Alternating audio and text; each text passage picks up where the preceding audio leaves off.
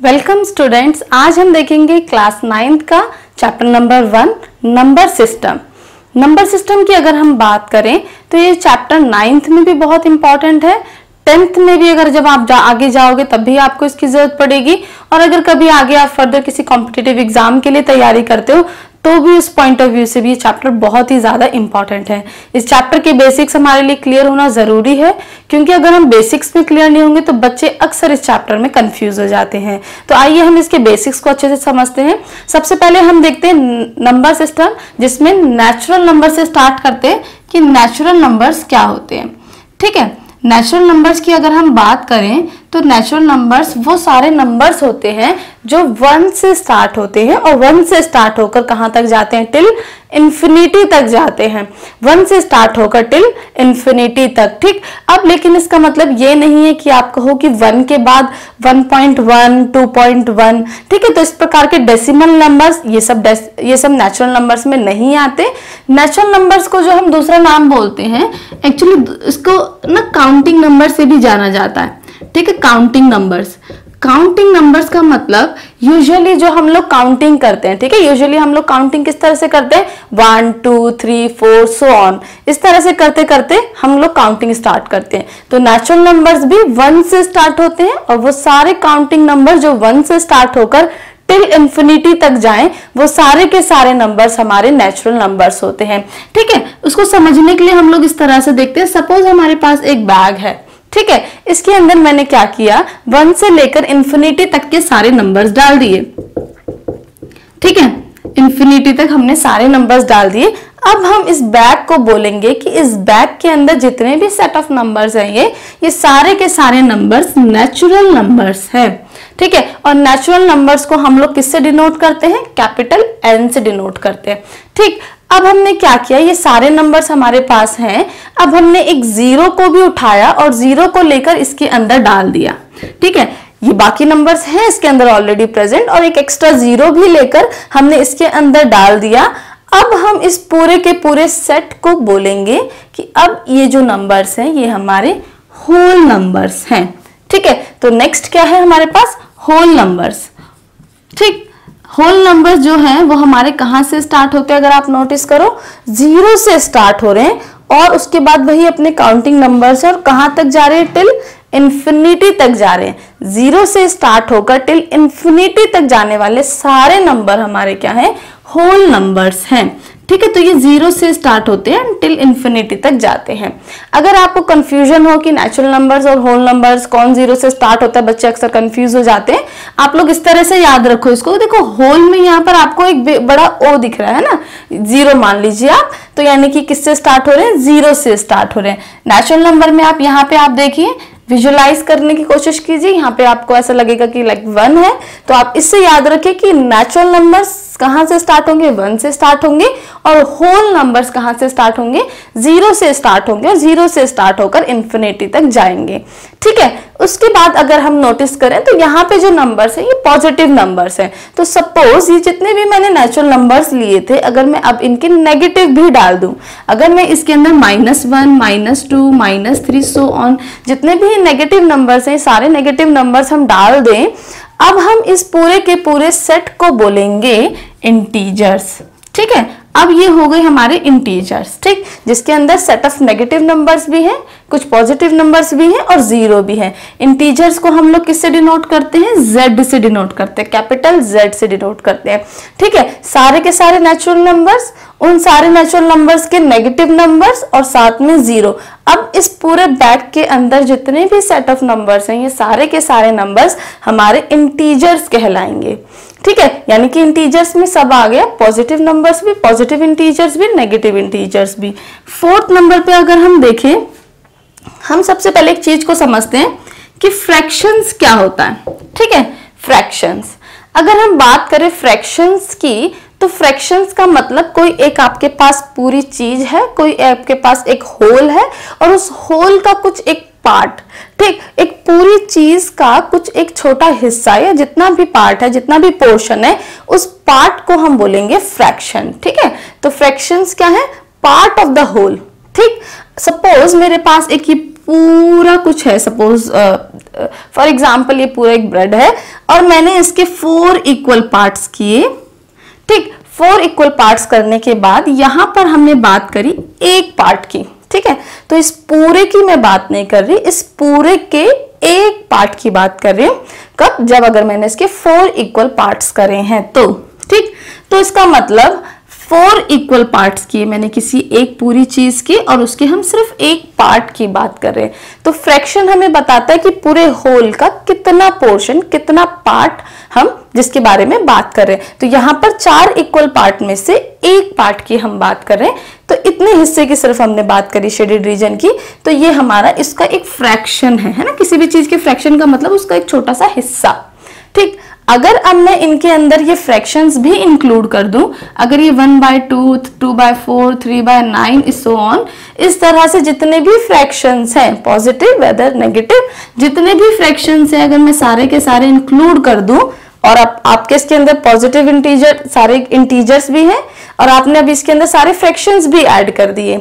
अब ये जो पूरा हमारा सेट है ये अब हमारा बन जाएगा रेशनल नंबर्स, ठीक है। रेशनल नंबर्स, रेशनल नंबर्स को हम लोग क्यू से डिनोट करते हैं, कैपिटल क्यू से डिनोट करते हैं, ठीक है। यानी कि अब इसके अंदर सारे के सारे फ्रैक्शंस भी डाल दिया आपने, अब ये एक रैशनल नंबर्स है। तो रैशनल नंबर्स के अंदर क्या क्या आ गए? आपके सारे सेट ऑफ फ्रैक्शंस, आपका 0, आपके नेगेटिव इंटीजर्स, आपके पॉजिटिव इंटीजर्स और आपके जितने भी नेगेटिव फ्रैक्शंस हैं वो सब के सब इंक्लूड हो गए और ये सारे नंबर्स हमारे रैशनल नंबर कहलाएंगे। अगर मैं फॉर्मली बात करूं रैशनल नंबर की डेफिनेशन की कि रैशनल नंबर्स क्या होते हैं, तो रैशनल नंबर्स वो नंबर्स होते हैं जिनको हम p/q की फॉर्म में रिप्रेजेंट कर सकते हैं। p/q की फॉर्म में रिप्रेजेंट करने का मतलब जिनको हम अपॉन में लिख सकते हैं, यानी कि उसका कुछ न्यूमरेटर होना चाहिए और कुछ डिनोमिनेटर होना चाहिए। अगर हम किसी भी चीज को p/q की फॉर्म में रिप्रेजेंट कर सकते हैं तो वो हमारे रैशनल नंबर्स होंगे, लेकिन यहाँ पर कंडीशंस है कि p और q जो है वो क्या होने चाहिए? इंटीजर्स होने चाहिए और q should not be equal to 0। Q जो है हमारा वो कभी भी 0 नहीं होना चाहिए। Q 0 होने का मतलब जो आपका डिनोमिनेटर है, ठीक है, जो भी आपका डिनोमिनेटर है ये कभी भी 0 नहीं होना चाहिए। देखिए अगर मैं ऊपर न्यूमरेटर में 0 लगा दूं तो इट्स ओके, कोई प्रॉब्लम नहीं है, ठीक है, ये रैशनल नंबर है। लेकिन अगर मैं डिनोमिनेटर में 0 लगा दूं तो no, it is not rational number. The reason behind is क्योंकि हमें रैशनल नंबर्स कब बनेगा? जब Q is not equal to 0। यहाँ पर Q 0 है, ठीक है, डिनोमिनेटर 0 होने का मतलब कि नॉट डिफाइंड है, ठीक। तो ये हमारा रैशनल नंबर नहीं है, ठीक। अब हम बात करते हैं कि क्या हमारे इंटीजर्स जो हैं वो रैशनल नंबर हैं। अगर आप नॉर्मली सिर्फ इस बैग से भी ध्यान रखो तो यस, मैंने कहा ये पूरा बैग रैशनल नंबर्स है और इस बैग के अंदर सारे इंटीजर्स भी आ रहे हैं, तो इसका मतलब सारे इंटीजर्स भी रैशनल नंबर हैं। लेकिन अगर मैं डेफिनेशन से बात कहूं तो आप कहोगे कि 2 तो p/q की फॉर्म में नहीं है, तो ये तो हमारा रैशनल नंबर नहीं होना चाहिए। लेकिन नहीं, ये रैशनल नंबर है।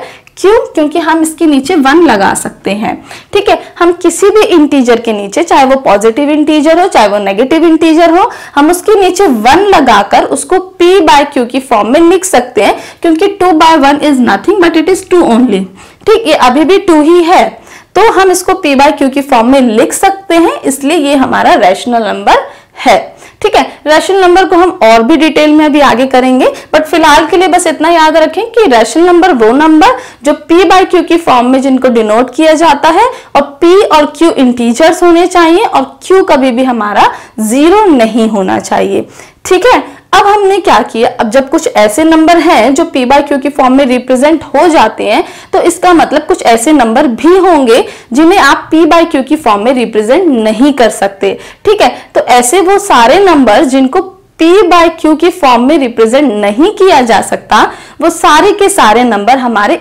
इरैशनल नंबर्स होते हैं, ठीक है। तो नेक्स्ट हम देखेंगे 6th हमारे इरैशनल नंबर्स। तो इरैशनल नंबर्स वो सारे नंबर्स जिनको हम p/q की फॉर्म में रिप्रेजेंट नहीं कर सकते, ठीक है। जैसे कि आप याद रखो कि जैसे कि √2, √3, √5 ये नंबर्स हमारे क्या हैं? इरैशनल नंबर्स हैं, ठीक है। ये भी है और भी बहुत सारे नंबर्स है, इर्रेशनल नंबर्स हम और डिटेल में करेंगे, लेकिन अभी आप ये याद रखो कि सारे वो नंबर जिनको p बाई क्यू की फॉर्म में रिप्रेजेंट नहीं किया जा सकता वो सब के सब हमारे इर्रेशनल नंबर्स हैं। और अब मैं इस बैग के अंदर सारे के सारे इर्रेशनल नंबर्स भी डाल देती हूँ। ठीक है, जितने भी हमारे पास इर्रेशनल नंबर्स हैं हमने अब वो भी डाल दिए। ठीक, तो अब इस बैग के अंदर कौन कौन से नंबर हो गए, सारे रैशनल नंबर्स हैं और सारे इर्रेशनल नंबर्स हैं, रैशनल भी हैं और इर्रेशनल भी हैं। अब ये पूरा सेट हमारा, ठीक है, अब इस पूरे सेट को हम बोलेंगे रियल नंबर्स। ठीक है, अब ये रियल नंबर्स बन जाएगा। रियल नंबर्स का मतलब सारे नंबर्स, आपके जितने भी नंबर्स आप अपने आसपास देख रहे हो, चाहे वो डेसिमल्स में है, ठीक है, जितने भी आपके रैशनल नंबर्स और जितने भी आपके इर्रेशनल नंबर्स, दोनों मिला के आपके सारे के सारे नंबर्स, उनको हम बोलते हैं रियल नंबर्स। ठीक है, तो रियल नंबर्स के अंदर आपके सारे रैशनल नंबर्स आ गए, यानी कि ये सब भी अपने आप आ गए, और सारे के सारे इर्रेशनल नंबर्स आ गए, और ये सब मिलाकर आपका रियल नंबर्स बनता है। ठीक है, तो अगर हम फटाफट देखें फटाफट से इसको कि क्या है, तो आप याद रखें कि अगर आपके 0 से 1 से लेकर सारे नंबर हैं तो वो सारे के सारे नेचुरल नंबर्स, 0 भी डाल दें तो होल नंबर्स, अगर नेगेटिव नंबर्स भी डाल दें तो इंटीजर्स। ठीक है, और अगर हम इसके अंदर फ्रैक्शंस भी डाल दें तो ये हमारे हो जाएंगे रैशनल नंबर्स, और अगर इसके अंदर हम कुछ इर्रेशनल नंबर्स भी डाल दें तो अब ये हमारे हो जाएंगे रियल नंबर्स। ठीक है, हम इसको और अच्छे से समझेंगे। 2 नंबर हम और देखते हैं, प्राइम नंबर्स और कंपोजिट नंबर्स। प्राइम नंबर और कंपोजिट नंबर बहुत इंपॉर्टेंट है। प्राइम नंबर वो नंबर होते हैं जिनके एग्जैक्टली 2 फैक्टर्स होते हैं। ठीक है, हर एक वो नंबर जिसके एग्जैक्टली 2 फैक्टर है। अब फैक्टर का मतलब क्या है, ठीक है, अगर बहुत ही इजी लैंग्वेज में हम बात करें तो फैक्टर्स आप ये समझ लीजिए कि वो नंबर जो एग्जैक्टली सिर्फ 2 ही टेबल्स में आए, एक तो 1 की टेबल में और एक वो अपनी खुद की टेबल में, यानी कि इनके 2 फैक्टर्स होते हैं, एक 1 और एक नंबर इटसेल्फ, खुद नंबर और वो जो नंबर है वो और 1। ठीक है, कोई भी नंबर देखो वो 1 की टेबल में तो आता ही आता है और साथ में वो अपनी टेबल में आए, तो यानी कि वो सारे नंबर जो केवल अपनी टेबल में आते हैं वो सारे नंबर्स आपके क्या हैं, प्राइम नंबर्स हैं। ठीक है, जैसे कि मैंने ही बोला 2 केवल अपनी टेबल में आता है तो इसके 2 ही फैक्टर्स हैं, एक तो 1 और एक अपनी टेबल में 2। ठीक, तो ये प्राइम नंबर है। अगर मैं बात करूं 3 तो ये भी आपका क्या है, एक प्राइम नंबर है। ठीक है, इसके भी सिर्फ एग्जैक्टली 2 ही फैक्टर्स हैं। अगर मैं बात करूं 4 की तो ये 1 की टेबल में आएगा, 2 की टेबल में आएगा और अपनी टेबल में आएगा। यहां पर इसके 3 फैक्टर्स हैं तो ये प्राइम नंबर नहीं है। अब बात है कि 1 की अगर मैं बात करूं तो 1 के फैक्टर्स क्या होंगे, 1। यहां पर एग्जैक्टली 2 फैक्टर्स 1 के नहीं है, तो जब यहां पर 2 फैक्टर्स 1 के नहीं है तो फिर ये हमारा क्या है, प्राइम नंबर नहीं है। तो ये चीज आप ध्यान रखना कि 1 हमारा प्राइम नंबर नहीं है। सबसे स्मॉलेस्ट प्राइम नंबर हमारा 2 है। अगर हम बात करें दूसरे नंबर्स की तो वो कंपोजिट नंबर्स हैं। ठीक है, कंपोजिट नंबर्स वो नंबर जिनके 2 या 2 से ज्यादा क्या हो सकते हैं, फैक्टर्स हैं। तो जिनके 2 से ज्यादा फैक्टर्स हैं वो सब के सब क्या है, हमारे कंपोजिट नंबर्स। अगर मैं 4 की बात करूं तो 4 मेरा प्राइम नहीं है, लेकिन yes it is composite number because it has more than 2 factors, क्योंकि 2 से ज्यादा फैक्टर्स इसके पास है, ये हमारा एक कंपोजिट नंबर है। ठीक है, अगर मैं 1 की बात करूं तो 1 का तो स्टिल एक ही फैक्टर है, तो 1 कंपोजिट भी नहीं हुआ, प्राइम नहीं हुआ क्योंकि 2 फैक्टर्स नहीं थे, 2 से ज्यादा का तो कोई मतलब ही नहीं है, तो it is not a composite number.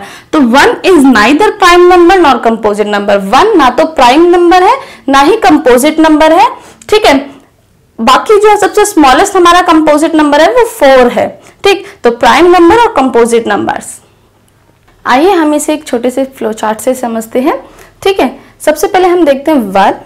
ठीक, यहाँ पर प्राइम नंबर्स यानी कि सारे के सारे आपके वो नंबर जो केवल सिर्फ अपनी टेबल में आते हैं, जिनके एग्जैक्टली 2 ही फैक्टर्स होते हैं। कंपोजिट नंबर जिनके 2 या 2 से ज्यादा फैक्टर्स होते हैं। ठीक है, अब ये सारे नंबर्स क्या हैं, किसके अंदर हैं, आपके नेचुरल नंबर्स के अंदर। ठीक, नेचुरल नंबर्स यानी कि जो 1 से स्टार्ट होते हैं। ठीक, उस 1 से स्टार्ट होने वाले सारे नंबर्स में अगर हम 0 भी ऐड कर दें तो फिर हमारा क्या बन जाएगा, होल नंबर्स। ठीक, अब होल नंबर्स में अगर हम कुछ नेगेटिव इंटीजर्स भी ऐड कर दें तो फिर वो सारे सेट हमारा क्या बन जाएगा, इंटीजर्स बन जाएगा। ठीक है। अब इन इंटीजर्स के अंदर अगर हम कुछ फ्रैक्शंस भी ऐड कर दें, यानी कि 1/2, 1/3 या समथिंग, अगर हम इस तरह से फ्रैक्शंस भी ऐड कर दें इंटीजर्स के अंदर, तो वो सारे नंबर्स हमारे बन जाएंगे रैशनल नंबर्स। और अगर हम इन रैशनल नंबर्स के साथ कुछ इर्रेशनल नंबर्स, यानी जिनको p/q की फॉर्म में रिप्रेजेंट नहीं कर सकते, उन नंबर्स को भी अगर हम इसके साथ ऐड कर देंगे तो वो सारे नंबर्स हमारे रियल नंबर्स बन जाएंगे। आइए अब हम देखते हैं कि हम डेसिमल एक्सपेंशन से कैसे बता सकते हैं कि एक नंबर रैशनल है या फिर इर्रेशनल है। ठीक है, तो सबसे पहले हम देखते हैं डेसिमल एक्सपेंशन क्या होता है।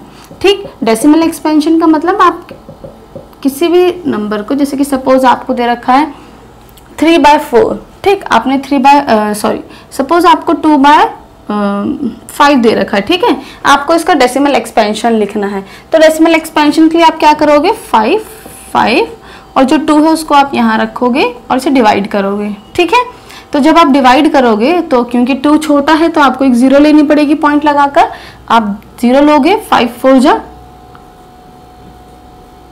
20 और ये क्या हो जाएगा, कैंसिल। ठीक, तो यानी कि इसका डेसिमल एक्सपेंशन कितना आ गया, 0.4। 2/5 का डेसिमल एक्सपेंशन कितना है, 0.4। तो इस तरह से सबसे पहले हम क्या करते हैं, डेसिमल एक्सपेंशन फाइंड आउट करते हैं, फिर हम उस डेसिमल एक्सपेंशन के बेस्ड पर बताते हैं कि कोई नंबर रैशनल है या फिर इर्रेशनल है। ठीक है, अगर आपका जो डेसिमल एक्सपेंशन है, ठीक है, अगर वो खत्म हो जाए, जैसे कि सपोज मैंने यहाँ पर 2/5 का किया था, तो यहाँ पर 4 के बाद ये खत्म हो गया, डिवाइड खत्म हो गई और डेसिमल एक्सपेंशन 0.4 आ गया। ठीक है, तो ये खत्म हो गया, तो इस तरह के डेसिमल एक्सपेंशन को हम बोलते हैं टर्मिनेटिंग।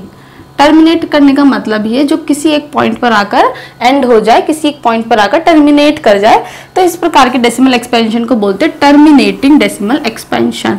ठीक, तो हमारे पास डेसिमल एक्सपेंशन 2 तरह के होते हैं, एक होते हैं टर्मिनेटिंग और एक होते हैं नॉन टर्मिनेटिंग। नॉन टर्मिनेटिंग यानी कि वो किसी भी पॉइंट पर खत्म ही नहीं हो रहे, आप कितना भी डिवाइड करे जा रहे हो। जैसे फॉर एग्जांपल 1/3 ले लेते हैं। ठीक है, 1/3 में अगर आप इसे डिवाइड करो, आपने 0 लिया, 3 3 9 किया, आपने 1 मिला आपको, आपने फिर से पॉइंट लगा रखा है, आपने क्या किया, एक 0 लिया, आपने फिर से 9 किया, फिर से 1 बचा, आपने 0 लिया, फिर 3, फिर 9, ये चलता ही रहेगा। ठीक है, कभी भी खत्म ना होने वाली डिवाइड है और इसमें, ठीक, तो इस तरह की डिवाइड्स को, इस तरह के डेसिमल एक्सपेंशन को हम बोलते हैं कि डेसिमल एक्सपेंशन कैसे हमारे नॉन टर्मिनेटिंग है, यानी कि कभी भी खत्म नहीं हो रहे, किसी भी पॉइंट पर आकर ये डिवाइड एंड नहीं कर रही, तो ऐसे डेसिमल एक्सपेंशन हमारे नॉन टर्मिनेटिंग डेसिमल एक्सपेंशन होते हैं। ठीक है, अगर कोई भी डेसिमल एक्सपेंशन नॉन टर्मिनेटिंग है तो वहां पर 2 केसेस होते हैं। कई बार क्या होता है कि जैसे अभी हमने डिवाइड में किया तो 3 3 3 3 3 3 हमारा बार बार आया जा रहा था। ठीक है, तो यहाँ पर अगर 3 3 आपका बार बार रिपीट कर रहा है तो हम इसको इस तरह से भी लिख सकते हैं, 3 और 3 के ऊपर आप बार लगा दो, यानी कि जो डिजिट आपकी बार बार रिपीट कर रही है उसके ऊपर आप यहाँ पर एक बार लगा दो। ये बार ये इंडिकेट करेगा कि 3 बार बार रिपीट हो रहा है, या फिर आप इस तरह से पीछे डॉट लगा सकते हो जिससे ये रहे कि हाँ ये डिवाइड अभी आगे और चल रही है, और ये 3 3 3 3 3 आपने लिखे dot dot dot dot dot dot indicate कर रहा है डिवाइड नॉन टर्मिनेटिंग है, खत्म नहीं हुई है। और इस तरह से अगर हम बार लगा दे तो ये इंडिकेट करेगा कि ये क्या है, आपका रिपीट कर रहा है। ठीक है, तो इस तरह के डेसिमल एक्सपेंशंस में 2 पॉसिबिलिटीज है, या तो वो डेसिमल एक्सपेंशन देखो खत्म तो हो नहीं रहा, ठीक है, अब उसमें भी 2 कंडीशन है, या तो वो रिपीट कर जाए या तो फिर उसमें कोई भी डिजिट या कोई भी पैटर्न रिपीट ना करे। अगर उसमें रिपीट कर रहा है तो हम बोलेंगे कि वो कैसा डेसिमल एक्सपेंशन है, रिपीटिंग है, और अगर रिपीट ना करे तो इट इज नॉन रिपीटिंग। ठीक है, इसको रैकरिंग भी बोलते हैं।